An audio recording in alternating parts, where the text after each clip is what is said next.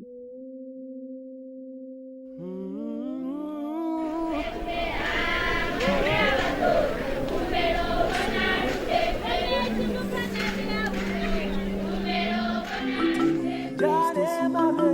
the settling of the tribe, the becoming of the tribe in its current setting.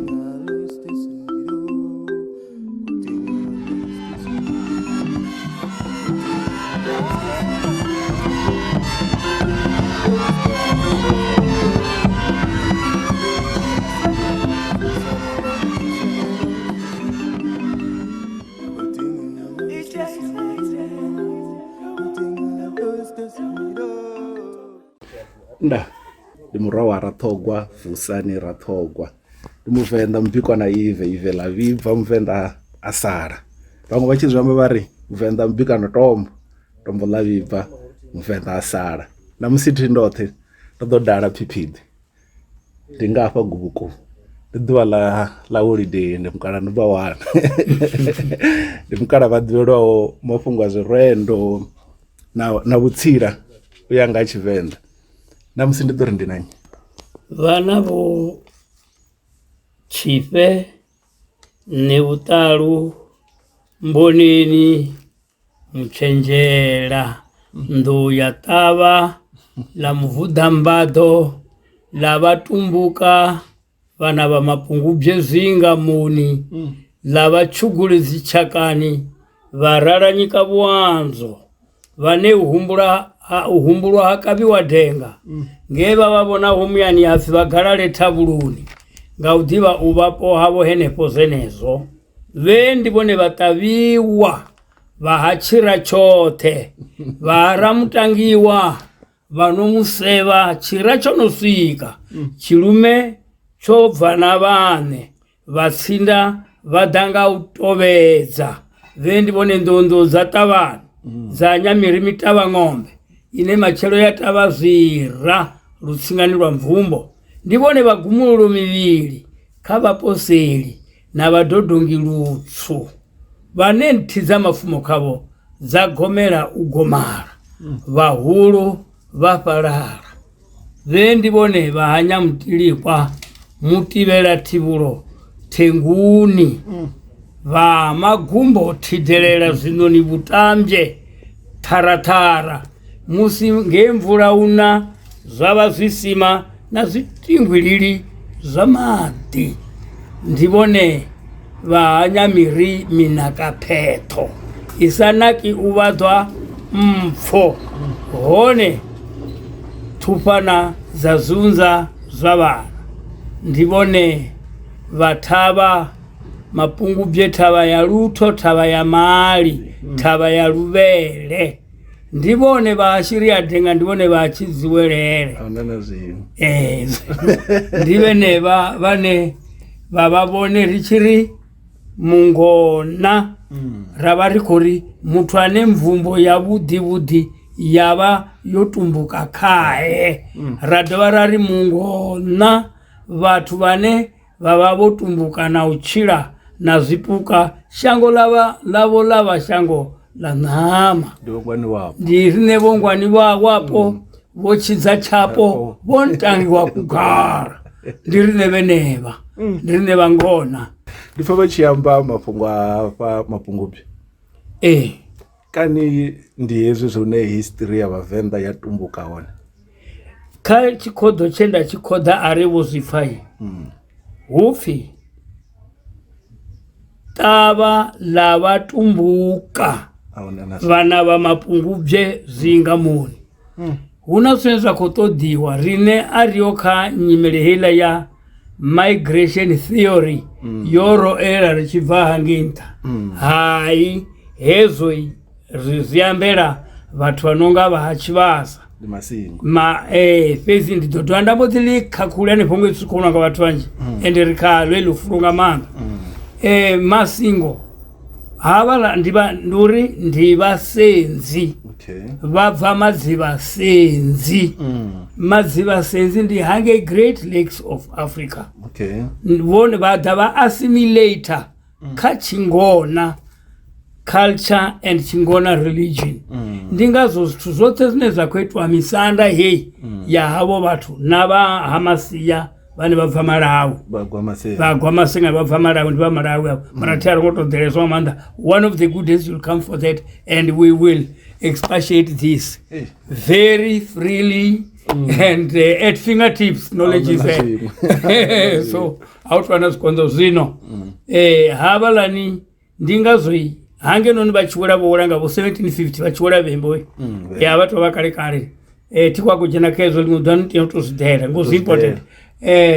Ndingazoi hoyu bota hoyu bota honoyu avaene avachi crocodile hoyo teunongati cleric orezo chikwamba zofi vatu vamwe vakoteya kuhumisa mashango ayakava nevavo abvisa statement chori mararine una vamwe vera vapirera ukwamba vatu vane vavasinzi ukwamba vatu vene vavanonga vagovasinga vaivadza vachikoda mugudini wowachinavini wagold wehashumiswa na woshumiswa kazvituzvezva mapungubye uchikoshuma nahola washurugu wazimbabwe. That's why I say if you want that you should come for that. Especially we are going to help you and help everyone who is watching because we know what we are talking about. Zino ndi hapa rine chivapa lani mapungubye hunezva namusi zori vhele linyana vo 1990 if not later 80s uri hai na ava Europa vakotomustada uri vangona zvavhudzi vabva ngapi hezi uchiwadzana vo Sterkfontein uchiwanana matetremini uchiwanana namirini ava kare hapa madhimbo ngange yamasisi ngange yamasisi hapa ranokuzula masori wana muri miri yakare ari zvavhudzi where does these people come from?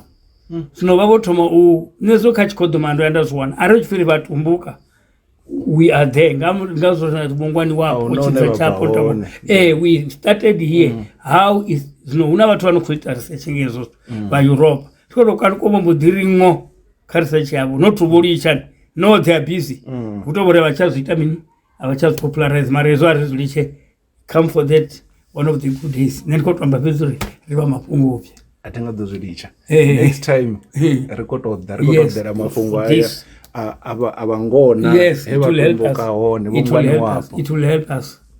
So today we are here. Thank you. For one reason. Yes. Poetry. Vurendi. Okay. Richi kuamba nga vurendi riamba nga zvitude.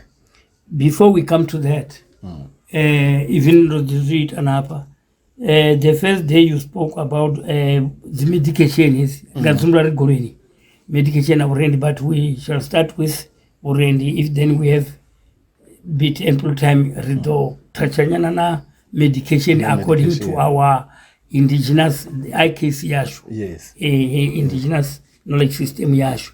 And kwagotomanga hezi I wanted that man to be around. I wanted this man to be around. In my hand, I have a book. Out of African's Eden. Yes. Out of African's Eden, have the populating of the world. Just this statement gives you and me a pride understanding of ourselves. True. Because we are the originals. Really, we are the originals. And when you come, we will tell you about the whites. Nazoribo Thomas Nomro. Ahuna mkwa osiki wao. Watu osiki wondi barema. Habalani wana kanda mbili. Makwa wana kanda mbili. Let me show you. Because it and Nikos one hapa. You see this part. Nibana was nazulunda chironda chikotovora. Chaswika hune holukanda rwasatenda kuti vafuti udhibumba and holukanda ronenelwa vana pigmentation and lemenin zvinomakwa avana lemenin zvorizobva hani mara ndoakosa kuti marichina kazo namusi ikona rinatsunyanira kwaguri rizuyambe sebackground. This is just the start. We shall keep interacting. Very true. We shall keep interacting. otherwise rasokotora chijumbu ari gumi petu now nainga documentation yabuti urifuna documentation ya arouser some questions. That's some true. Inquisitive questions and some trying to challenge questions. That's true. Rinerote nabe no vano ku challenge. Ratusaleya uvari kwaluwa and broaden our understanding. Ngori there is no one man in the whole world who has got absolute truth. No one. Yeah, because the reason for this is for people to find the truth. Yes. From different people. That's it. Because there is no one man, no one person. Nazikerekeria vabuza ndi mufuzori. Rikosoko tambura ngotambuza nokheza shango lote. Mungachine ndi kwine henda imone ndi hone. There's no such. You can't find that in the world. There's no one man who has got absolute truth. Mara when we come together ratenda udakasi mwana mwavona kuva hone radaka center where we can have this center to hold the church na kuchiona pasi chitsuku it held these three tripod zvasia zvikwambori chakunoima mara zvondkwagwamba hezinga hebu riko piranga kai hene zimbo dziri simbeza uri ritea utoma rikachi standing not really underdog kwagona vioni fake houses kana niko antovom kwa kana ndinyi kana mchina don't allow yourself to be an underdog. No, you are the head. You are the head. They nina nene. You are the head, you are not the underdog. No. Ni toma nika a good standing. Uri rikoyo amba na watu vane bababu vakarine vane zote zine babazone boguda karine with us now as Venda bangona ziko ambi wori nakamapungu haya African worship bakorea huna rushaka rwa Africa rune rwa worship zine na bibili heziko daya wanore zijiko totevera rinero arono banazo when it comes to culture yarine babangona ye na hawa boto ba assimilate kayo ndio nene iprana ya mayuda kakule hone ya muta forget ribarwera kule mayuda tisatwa na biblia yabo zino waselela utumbu kama radoliamba limudziwa zvavu zino ndikotamori hendo tejera zvezo bone vomampere hendo tejera zvezo risongwa ratenda utoma chitu rizanda we are not underdog, we are the leaders, we are right at the top. Ndiri vane na communication yashu na Mwari itowa right there ndito ziyamba tsangu richida communication sikuzwani kutorekereka kazo ndo ndichamba nena namsindiko ziyamba dozura na vewe na hawa vanokuzifa. Europe cannot defeat us only if we adhere to our norms and standards. Can you say that again? Europe cannot defeat us, not at all. If we can only adhere to our norms and standard of our indigenous knowledge and the way how we interact with the spirit world. Let me just pass as if in the court of Piramakete. Courageous like to say Zako bin Laden, Wobrazi. Thousands and thousands. Vachirava kumwana ngona zvinorivo mwana ridwana mbudziso ngovofuna vomudisplay kandira yava tinanga vakasiri romwana ramposalwa nje zvapera vavofuna vototamba ngaye vachikosumbedzana vana vavo ari ichendi zvaprotiki ndi zvimwe izvozvo zvino are uri nevarema avana mentality youraya vatu vota kutoda mtu mtii are rikotoda ratogwa arizotoriva karatogwa kana oshavira mwetsini kana dipped under the water sea under the sea water nito afasifasi yangini huna what the universities are now starting to try to study it what rinerizizo tachire tionosoko zvacho zote ndi waiting usatani today they are studying it at the universities calling it super sensory perception course. Perception course. Nundi sensory inokopira na hezi zine the sense with is a technology. Hey super. As I will tell you, technology issue mapezi ngazi waves. Lord help us. Rine rishumanga spirit. Nichikonya zela zote hapa lani. Kuto ya tutogwa pezi magwata alowa hapa lani Twin Towers. Tamwe magwata mararu. Vata vashera mshonga kadongo. Lina madhi. Na fumo lopundi waho. Vari ono yo ozitaho.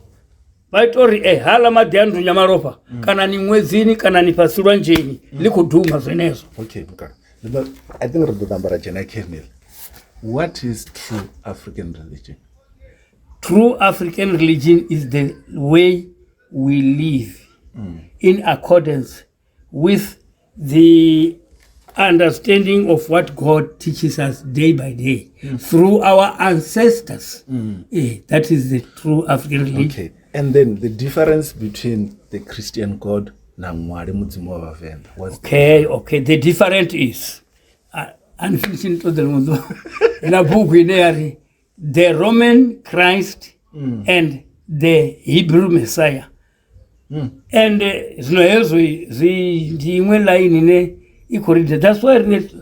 why Christ uchinga weta baturu bange dispuku. Nori azonge tor in any time. Not to say that all right, Ken mamche. I'm Christ.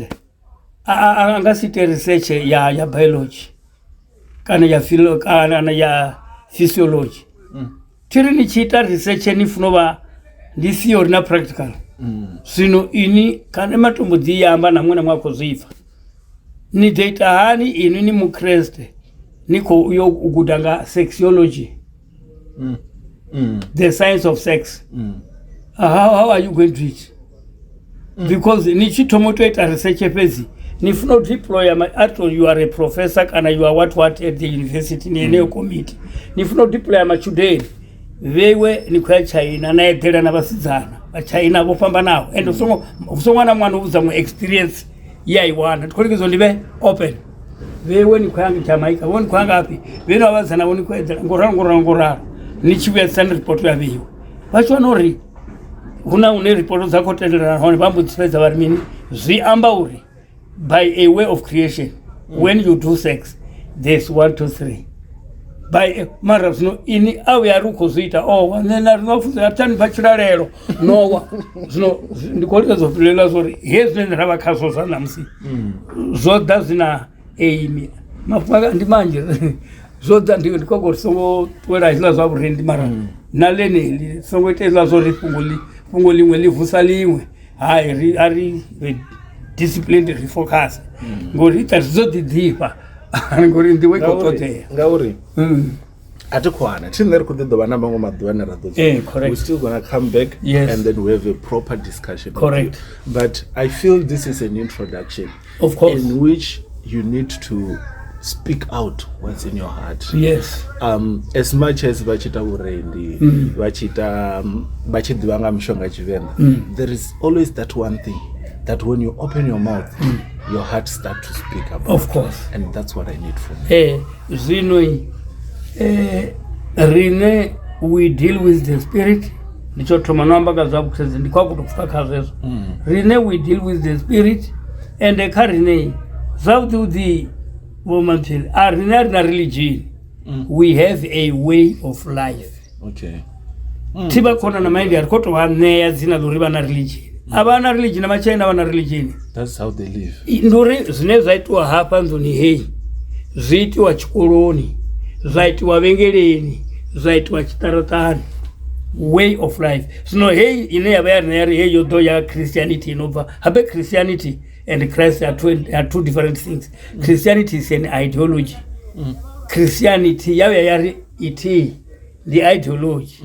So hey ideology is what kwambori yono frame wari kuri ndima mamperism yararism it's an ideology ideology yararism una problem as mamperi romo ambaza zvimwe vatu vadojonga ndi mamperi mara achava mamperi zvinondise za Kristo ndingazoifuya information ngoro litoma lotoraro.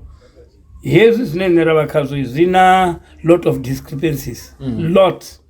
Not to use some monga sabuti. let me just ask you a simple question. Kristo koyo hoyo anera kutenda kai zinorini he o confine wa and ele kumali underline o confine wa Palestina phase tira zazo Israel so does no mrao nericharu anaka history it was Palestine now ya nendo noya zino o confine wa Palestine phase Palestine mampeli ni atoma hela toma honenga macheloni lichikoverana vanono pesa ni lavangu ndi size ya hapa game reserve yene game reserve yasho so matukwa kusambuziso such an outstanding man, important man who does lot of miracles.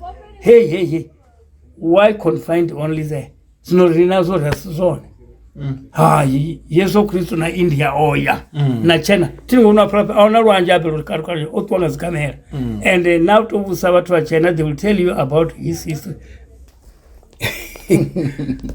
Tiri izobo zimweni ya fesa zori tiba tuwari rwanje lutsuku unarwanje lutsuku is the reeds see and namsino ya disitangana rwanje rwazi tanga mara they tend it and they said the Red Sea. Yes, a lot of things. No, okay. Arishane the Red Sea rwanje rwazitanga ndi urono kopinda Red Sea rono wandara iki in rono and bathu Egypt basumedza babathu ane nakamimwadzi yabo na zvine vambaro na dzithanga ndizenezo. You are correct, you got it right. You are correct, they got it wrong. And kuva wani zino I have got the Aquarian Gospel of Jesus Christ. Ndikoto wala pezi matomoni nizo kanuka bati tindo amaga Yesu hapa. Kayla section 1 birth and early life of Mary mother of Jesus. Section 2 birth and infancy of John the Harbinger and John the Baptist and Jesus and of Jesus. Section 3 education of Mary and Elizabeth of Zoan. Childhood of early education of John the Harbinger and those one childhood of early and early education of Jesus and those one else. Life and works of Jesus in India bakuke okay bwana watu basi wana life and works of Jesus in Tibet and Western India. Life and works of Jesus in Persia. Life and works of Jesus in Azaria. Life and works of Jesus in Greece. Life and works of Jesus in Egypt. The council of the 7 sages of the world. Oh, wonderful. This is a wonderful chapter. The ministry of John the Harbinger. The Christian ministry of Jesus. The first annual epoch of the Christian ministry of Jesus. The second annual epoch of the Christian ministry of Jesus. The third annual epoch of the Christian ministry of Jesus. The betrayal and arrest of Jesus. Trial and execution of Jesus. The resurrection of Jesus. Materialization of the spiritual body of Jesus. Establishment of the Christian church.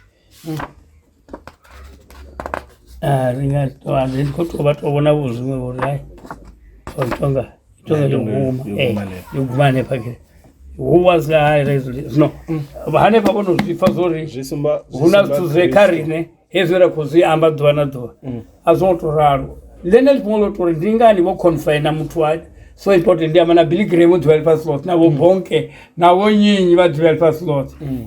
Ndia manana wafuza ina wana wona ni ponjelele. O kitima wachana windi wachana ngapi na ngapi. Mara ho Yesu ane was so important. A confine lwane pala. Zimbo dita uruzini buzori something wrong somehow. No kariwe kai in lauri. Neza za Kristi kartendo zutubya kazo. Nendo alikuwa guri ambi tukwa guri. Hendo to ijela zo story. Ni songo tenda otomani underdog. No not you. Not us. Netitendi. Na atitendi kana totangana na makuwa haya ndo tindo no pfukizo kukumbulele. I know who I am and I'm the original. ndinga na urereli hashu book clear and correct. I'm writing a book inori vadzimu avakaki ndikuimwana ngachivenda iva mwadzinisa kachikuwa ndizionenda kuzimona ngachikuwa izvo ndikuita kuti vatu vashu vatanye vari as you are saying ingapera lini ndingasitwambo ringapera lini ngori yonova ndori information yonovaone yote ndikotokolita zvinavakotaruchedza apa zvino zione nori atikumwara bhuku tii nditodori idzi bhuku dzavo dzote ridzimware napo uri vatu vakonoda zvori vadziwana gai okay hai zvidoita bhati vasinodinaleya tikomwara intiilini hai ndikomwara zione kati ngori information vaione ndikotokoleta ndirai namusi ndikoita izvi naizvi naizvi mari ari alichiayo zino aralizo raro rwagotoma izvi uri chimwe na chimwe chitu before anything is said about an entity, a consideration about its makeup should be taken into account. So is with man's expressional composite. Ndikudaka mapungala ndikudaka zrendo kwa kutumbo tjena songo jazz tuzizinji utuongwa mininga mavua na mini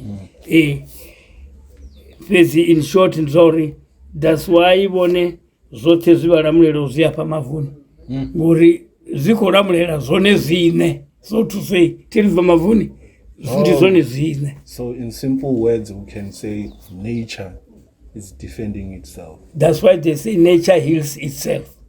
Inino hubara nisongoshalwa mshonga chironda chidopole chilanguru una sinokushuma zoitla chitane pale zino man is a comprise of many factors, traits, features, characters and situational ethics manners.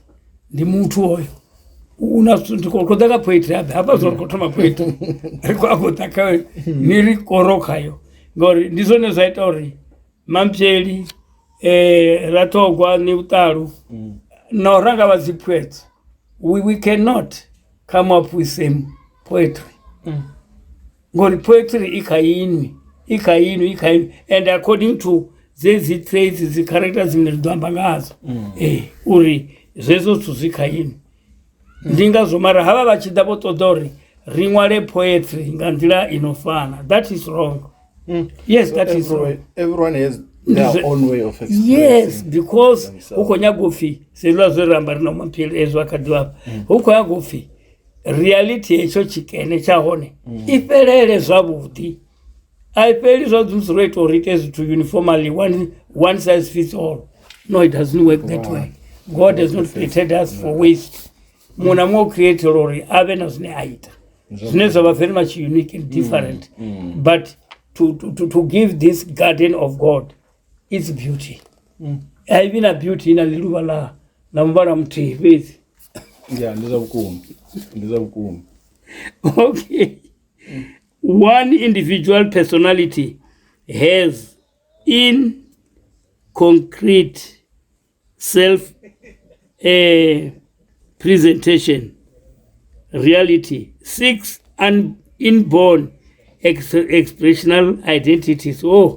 Vamapyeli vazvipfezva vutikezo mapungokeyo vone ziva tiri kumona ula mapyeli orara are nitomoseza namusi unaipinga chena tona mapyeli asi hoyo ndikwangu kwagwa mage 6 traits asi hoyo aunoyu mapyeli asi nywa pala ndona asi hoyo atakaresa pala ndona asi hoyo ndikwamba nakachipatuko ava ka despair ndona asi hoyo ava ka mini ava ka excitement asi hoyo ngani mutu ovumbiwa nga 4 temperaments but 6 4 temperaments mbili ndi za mme na kotsi vakotsi yamu mbili ndi za mme na kotsi vame yamu zakonovumba inwi ndi hezwi zvine na wana mwana wa makazi na wa malume vachifana kale wazaitiza blood testing nito utoiwa makuru zvino this time for April May nduzombuliwa vabika chidzimba masina uko sezori umusazodo wa pamudini wa Vutalu hango yandana wana mwana babiza bana wa makazi na bamwe barushaka rwani Vutalu heza bakotamba ibo pesa karo oyo aswa Chandu wa Vutalu oyo aswa hashu abantu ba Vutalu aba no bakalwa nanga bane bababo abazara ngoti una izi temperaments mbilizire kane nakhala zango twanazo ndingazo bazara na bazara bachiteyo ribafana ari okwitwa zvaukuru vapambana una mushashasha hapa uitwa haungoitwa zvezvo dzojena maveri zvinovasa twaita zvamaropa ayi tuzvakalezo ndikwama tisakure. So mukara richiyamba nga how do you feel or how do you generate your ways of expression zvichida poetry? Ndizenezvo kwakwamba zvona zvino ndoamba nga mbiri ndori 4 but 6 hezi nina hezo nna zine zava za norali ine vana vane na vabhebha avabvisiza temperaments vabvisa dzavabhebhi vamo nadzavabhebhi vame avo inwi dzanu zikobva kavadhuhuru havo vane vakubhebhiwa ngavana vamo ndivo nevane abva temperament dzavo zvino havane zimbiri zine dzaitori inwi nive unique ngori you are a unique person ndimafungo mahuru yakamanda you are a unique person nawo no bumbuwanga hava bala vachamba vari mini vadzimu vatoni namini nadhamuni no bumbuwanga havo still nainivo nada ainwi. That's why you are a unique person and you have got the best mark ini yatova yamu not and you have got your fingerprints zine dzava zanu zinitarurawo kava vatu vanji zvino niwanori hezi zoraro zibva kori temperaments inokudominate sandiyanyi ngori things start from the spirit, from spirit they come to the mind, from the mind then action must be done. Zvino zviambori zikobva kavadzimu vadziva kuzwana hanenge vukachangula chimuya hanenge kaumwari hanenge kawatadzuru naizvo ndimusirikotojena kasiology oyo notojena chose hanenge ntanta zvino arali arjene makuru wanga hufeyo chirezo kolimwa madhava vadotakwana zembe vayange ipanda kava kuti vamwe vakulima vapembere vachiko ukodhedzera. It's what I'm doing. So it's him doing, continuing it in me. Who iteramini? Who iteramini zivachitakuwa vapembere? It's in him. To entertain and to encourage abantu vanokushuma. Just that to give encouragement. His love alabako it just is spontaneous. Carbon mume. Just baba kulima na wamwe na bale wamwe wakholiza mifururu mushumu yapanda unoneta zino ndizenezo ndadova ndaringange nokha hameanga hai ndi muramuratu mumwe wa meanga ndivona vachiranga panza chikona cha romondo vachikotangera zvino izvi twi roito rusongo zvihumbulani usokopfino tozviguda aunoita nanga chiguda university ngamanza zvinotonga zapoya ni dongwana su za vamwe zvisina impact ye nina danofarisa yone anidoita zvithu za vamwe zvava za vamwe zofa kaini nakavala nakuita kavo zofa mara ene munhu azolozitomawo swasikuchira zviyambore yamafungo aurende ndizvithu zvine zvatova khaiyo ndizenezo uchisara uchiya chikoloni vakotokwatisedza nori ndingasibugudhe urende chikoloni ndikwagodha nazvo zvenezo futi zvaurende azvo zvakwasanga chikoro naruti hai chikoro chitonibvisa ka trend ineni navakayo kapasi ineni navakayo ngori nditwezva kubva kavazivi is inborn in you zvine inatoita zoni kezi zenda vandonozimwara zvine inatoita zone zvisaivi zvadhina tiri rina zitalent ravana zigift ravana zicharacter ravana ziethics zvinozotsabhenga chitingaiti ndi zvithu zvihuru mara zvondikwaguliamba gahenzi ori zote zikotoma ka from the spirit world. Shangoni la chimuya. Zambo, you need to have connection with vazimu vahamu. Noni savatendi kana nichivatenda. Habe nyani tuva waratogwa nge natendo ni waratogwa. Kana ni divuro dhari necha wamampeli. Arara wamampeli is just wasting his time. Ndi wamampeli. Kana guta na zibugwa rame netu wamampeli. Zote na DNA na mini zidoa zikomprovo ndi wamampeli. Hezo azi general chikolo. It's just the way of creation. Zino. Ndori zitoma from the spirit world. Zambo nitea ufamu ya urenga ngumuhamu. Kuri chinokori ubaza wamampeli. Riko chilanga what we hear from outside. And what we hear from outside destroys us. Ndingazo nichuana rotu mamba hapa. Badom farana naono kuzifu. Zi PhD zashu. Ziko so much creative. Kuri PhD rinanji jina pano Venda. Hofu naruna makulesa.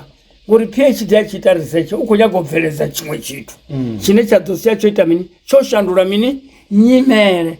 Marozo kwa zi PhD za shangu. Huna chino kuitiwa. Ende bungu bangu watu waone ndiwe na weni chamba sense. Ndiwe ne vaneva dopilwanga nonsense. Na bo gudanga manga. Ziyamba mi. Bo chimla kuita research ngora lika watu. Ngauri ziba itauri vasabe ene ndiwe magosu ngamanda. Magosu bukati hashu. Ndi those who are highly educated. Why? Kuri azungu funo ziraro. Uba we highly educated ufunoba akoba ignited. Kauri adugelori uko tozi hachika. Anoko ibona nubidiba. Hako itoza papandako. Mara suzuko chinyara. Potopa. Ari alichi nsundi discourage. Gozi yango discourage. Na hawa nukufa. Wango discourage. Gudani ni kunono guda but keep in practice what you have learned. Nisonso gudero wana mabambiri na makanaziko na mimi. Then from the spirit world it will be from the mind place. Ndichirendo nikotomo tambanga miumburu. Ndingazo indorali ndichirazi gudu chikoloni. Mushuma wono toma wamu ndichikoswika. Fane Venda zitane pala. Mushuma wono toma. But I had to pen down something. Zungu ndikofazela kwamba nepala ziko nyana maifi nenda aitori abe achirendo. That's is a gift. Mara gift cover from the spirit world. Kuna communication never very strong. Na naba hashu. Nanga zenda ndiko ziyambe zizi called the temperaments. Uri kebo makuru anga bakwambelwa hezi. Keneto na makuru awoyu abato raro. You see now nenda to ipapara. Azongo tonzo guda chikoloni. Chikolo chikolo tusatutienda kwa kunitolisheza zote. Chikoloi chiko tusa kama punguri inui ane nako ushumangazwa chikolo niteori nivena a good art. Okay, every course in life starts from the spirit to the mind then to the action. Okay, therefore etymology, study of how words works, and epistemology, the science of applying words. Zeno, as in philosophies, of words and their use is important. And yes, phraseology should be there. You need to know proverbs. If you are a person runner, nikoto zita ziza ningasi chirendo chono chidodhipizana chisina phrase zabudi chisina proverbs nezaita zichikokodera chidodhipizana nisina vocabulary yabudi yaholo rwambo rena kurushumisa ni chirendo chono chidotoitisa hani ngoni dopeza nikoni kweta chirendo masina nikongora mane na vani kongora mane ngori asichacha chirendo chirendo chono chinochifunori naena kuchita chirendo chono chikospaka some fires in you. Some fires in you nifezori hai hapa ukwambi chandingazo chirendo ichi chitu achava very dangerous. Ndia uwisa muguso asongomfa vasara vachipapara vachostada vachivotochi stada mara when I'm doing the rendition baba kotovanda nazvanda masandi kuwisa vona pasa kuzifa because of expertise yaushumisa phrases, proverbs na ushumisa luambo lune rwakona rusatu that direct zvino amafhungo a vhurendi ndi zwa ḓuvha ḽiṅwe na ḽiṅwe kana hu tovha na upfhi hu tovha na fhethu hune vhurendi aitiwa hone? No, anytime ri hanefha ndi nga ḓita tshirendo tsha u ḓa avheiwe anytime anytime anytime zwikhombo uri huṅwe na huṅwe and anywhere ndi zwenezwo ngauri ndi ngazwo tshirendo tshi tshimbidzana na what we call situational ethics. Whichever the situation, if you are a poet, you can utilize what is there. You can utilize the resources of how that situation is to show or to give or to make impact. Kaba nokuchila nebukane situation. Wona ta mafhungo a vhurendi a thoma lini khabona? Mina ndikatoka ka primary. Ndikatotamba ndikatoka primary. Ndicha secondary papa project nakati na vusirili venero vari. President. Hayi vakona ndikonana. Shavuziyamba rene nakoteshera na mwa koteshera. Thamanga ke. Ndiye. Zino hobo chiruchwane zvazo free periods. Voni utara wazi kwa kuita chirendo. Kana tshi Africans kana tshami zvathu wazikane. Nduri Africans ri chikuronga Africans. Atira chikutanga Africans. Tiri rinechira chinga ndikazobuya vana ina za 76. Nero roita half terror nga English, half terror nga Africans. Azinduramba lora rugudisiwa. Zino chirendo urendi mwana mtuku kegla zwana ndazotata nyakona unazori hechikoyova chichikotuma ukubanganya vamwe ndiyezve China vari tirangazo. China, the largest population in the world, but zero unemployment. Izvo zvazviri nemuhumuro why largest population, zero unemployment. Ngauri vatendera mumwe namumwe achiva zvine ava zvone zvino rinazongoraro hapena vanokofera nakaedzi grade 12 zvacho nauniversity avakofera ngori avangotanya lini. What is being taught there doesn't bring and unearth what is in them. Zisilabus ezizotoitiwa niyawanori mwana wana vaneri ndundi dhanani ile alongotanya avadhanana achikono urugisa sele foni obva aka standard 9 inini na doctorate niko bayro urugisa kule iyo imani kwemabhatani ene atairugisa makondo rikofunziwa kuti zvisachimbidzani na zvine rinerava zvone ende zvatokombechedziwa shango rose rakombechedziwa ri lichimbire nga mindset school of thought chenecho chine chakofi ichone chinokotakariri ndi programming zvino hezo runa mtu asongotanya hauna mtu akonawo zote hanga una mtu asakona chitiri ndi mapungori huko to ushuma majority apa majority yapfunza shundi tiri koto programiwa.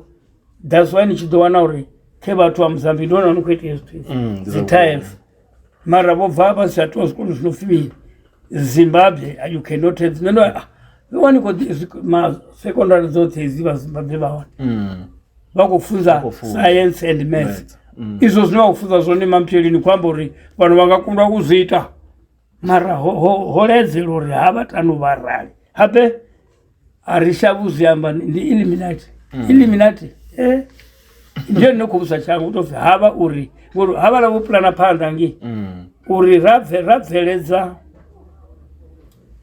are rangabveledza community kana sora ato generation inakumbulele huku ziyamba uri hila buro ya pala panda hii avangaiwe vamuzivona zikotoitiwa. That's why we need people ndikazoliva kufara kukrita na zisi PhD hezi zinokona pezi to pull him down, pull her down zikona badi ezosto. So riyamba nga preservation oburendi ringa butsireledzisana itala uri uwe na murafo na mirafo yonokuudha ndi mafungo orenda nana msendo ndo ari kurenda na ngapi vanenge vari kurenda ndi vari kurenda ndi mafungo uri vane vaziva vanazo kavaziite norali ningava ni an orator speak out nduri auna sina chitu mampeli auna nduri vhathu vakwangu to vatevele mumwe ngori hupfuna zvimwe zvese vana feni tini kwana ufunza kerekeni ufunza kerekeni hufisa vutungu kuna vatu vanotoedzerana fa uyu wotoedzerana vafudzi vomukeni musina ifilawe obva kaene mune ende zvinyakuita zvingave na impact ngori asi ene mune mara ava ene mune nona ngalenge umufa you will follow that guy you will follow that lady aunengwe ndira Venda rechikotokunyelela nendikotombera chirendo chiti chimwe nachimwe chono mwariwo kana vasati mwara kana riramba ngakano tizvino chinga chakano kana ramba ngakano avari kana ramba ngamahosi hai avari rambe ngakano tiri ndikotomwara ndisakumwara zvino nendingari kano chosvika chila chifhinga chine vatu vote vatomohomorowa ngaudziva zvauri bako lelava lojena madhi yone ndara zvino liyo dhara lafusheya ngaizvo zveava mabhiko avo murovani vachira vachilinda zvili nazvichinyazi zvamasimuni vadinekedzera vachinga matsilu hone vachidiva zvauri machero ridoseya ratakara machero ridofurudza ndingo kano yosvika rivona zvirundu zvohwariwa vatu vachibva masimuni vavidzana vana navaduhuru vuwa ningotavanya riye rikane husatuta zvinodorikakisa kaizvozve razvichirera nangoho ravona mudhubha nchori vatu vachivuya kanoni vohwara ziteve dzamavere vohwara mikano yamavere vohwara rupfumo runodovaita uri vabvere panda narwendo rwauchiro ngaulaziliwa ndingoho chipinga chino ndichipinga chakano ngazo vachiyamba vari ndicho nechirundu nture vari ndi shundu nture vachikwamba uyu mwedzi wavutano hune arichamba ngazvimwe arichalinda masimuni ribva richiyojiya kano rahwara ngazvirundu rarikava nture chirundu hane pamurawo handuvaya vome vakupepera mavere ane akwagori ayosindiwa uri ritokona uya richila mutuku ngauri zvitu zvidova zvokuna zvonaka ngani ngauri ratenda murova ushuma na kano irifunza mini kano irifunza uri ahuna chine chada mutu aedhera kano irifunza uri vuchiro hanamusi hote wanga udzudzanyira hamachero kano irifunza uri ahuna ane asadzulenga nara ane vangawana ofa ngandara mumwe na mumwe ze achirera zvone ze mabhiko awe awera zvone udovona ndamurero yazvo ndichipinga chakano ari pembere ritakare mumwe na mumwe adziperwe ngauva kakano yazo yazvishumera ndiene ikano ine namusi robva furo ngapfunzo dhuva nadhuva lichicha vuriya kouvichikoda vana vatuku vamwe nidotovhusa nangaurwa nanga zvitamwana achikoshava uya chikoloni masina ndione hune akolima hone pala hune machero adotodzura kavukivhi zvobva kauri murova zvanga zvikokonda nahone chihone nashangoni chine chadhodha usongova naunga zviyakonda vari chine chada chisongoshumerwa ndimaranga ngauri hapo vokushuma tsiko yoneine utanzwa mato uri machero avuwa achivona otamba kano yanamusi ndipfunzo ine arali rachimbidzana nayo zvavudi riva vatu vanozochimbira riva vudi vote vatoenderera kuona richivatama azongosokuhwa vawana vakazo yotova nduyopatuwawo tomakamuteyo yagonya zvichikokonda kusvika ichive watanga yadzulwa nga ngomu hayo na khano ndi zvenezo. Khendizwesa mukara ubva kha nṋe mdulwa masindi na vho Jack Manama ndi zhinda lati Khatali na Wilson ndi ri nala dza vhathu Haiwa ri khou livhuwa nga maanḓa.